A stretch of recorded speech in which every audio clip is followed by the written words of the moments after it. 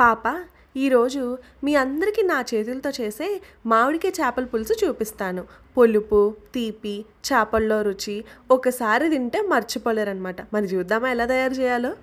చక్కగా ఆయిల్ పోసుకొని, చిటికెనన్ని ఆవాలు వేసుకొని, సన్నగా తరగబెట్టుకున్న ఉల్లిపాయలు, చీల్చుకున్న పచ్చిమిరకాయలు వేసి వాటిని వేపుకొని బ్రౌన్గా అయ్యేదాకా తిప్పుకోండి. ఈలోపు పక్కనే టమాటాలు, మ్యాంగో, చింతపండు నానబెట్టుకోండి. అండ్ ఫిష్ని కూడా ఉప్పు, కారం, పసుపు, కొద్దిగా అల్లం వెల్లుల్లి పేస్ట్ వేసి పట్టించేసి పక్కన పెట్టుకోండి. వేసుకోకపోయినా పర్లేదు.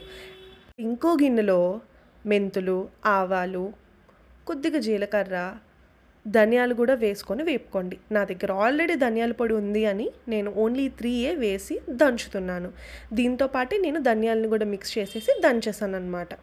ఈ వేగిన ఉల్లిపాయల్లో అల్లం వెల్లుల్లి పేస్ట్తో పాటు జీలకర్ర కూడా నూరుకొని చక్కగా వేసుకొని వేపుకోండి. అది బ్రౌన్ కలర్లోకి వచ్చాక ఉప్పు, కారం అండ్ అలాగే పసుపు వేసుకొని చక్కగా కలుపుకోండి.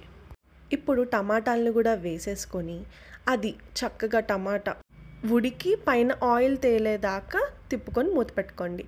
ఇప్పుడు ఆ పెద్ద నిమ్మకాయ సైజు ఉన్నంత చింతపండుని నానబెట్టుకుంటారు కదా, తీసిన గుజ్జును పోసేసుకొని చక్కగా ఒక గ్లాసు వాటర్ పోసుకొని దానిని కలిపిల్లానివ్వండి.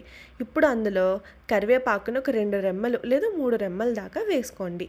ఇప్పుడు అది మరిగిన తర్వాత మన చేప ముక్కల్ని చక్కగా ప్లేస్లో అమర్చుకోండి. ఇంకా మనం చేపల పులుసులో స్పూన్ పెట్టమన్నమాట.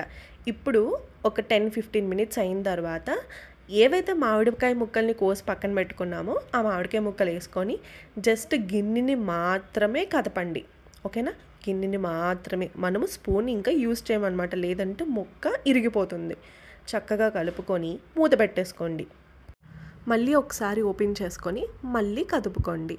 ఒక 10 మినిట్స్ అయిన తర్వాత కలుపుకున్న తర్వాత మనం స్టార్టింగ్లో ఒక పౌడర్ చేసుకున్నాం కదా, ఆ మిక్చర్ని వేయవలసిన సమయం వచ్చిందనమాట.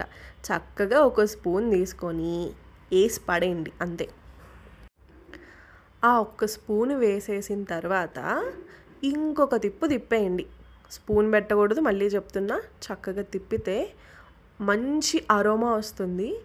ఇంక లాస్ట్లో మనం ఏం వేసుకుంటాం తెలిసిందేగా, కొత్తిమీర చక్కగా వేసేసి ఒక చిన్న ఫినిషింగ్ ఇచ్చేసి కట్టేయండి. ఇంకా మన మామిడికాయ చేపల పులుసు రెడీ.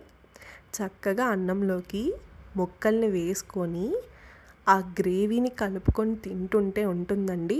పులుపు, తీపి, చేపల్లో రుచి చేసుకున్న దానికంటే ఈవినింగ్ కానీ నైట్ చేసుకొని మార్నింగ్ కానీ తింటే అండి ముక్కకి ఆ పులుసు అంతా పట్టి అద్భుతంగా ఉంటుంది.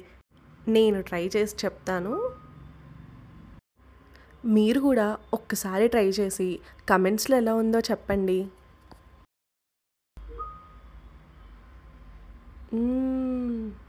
అద్భుతంగా ఉందండి. ముక్క కూడా ఎంత స్మూత్గా ఉడుతుందో.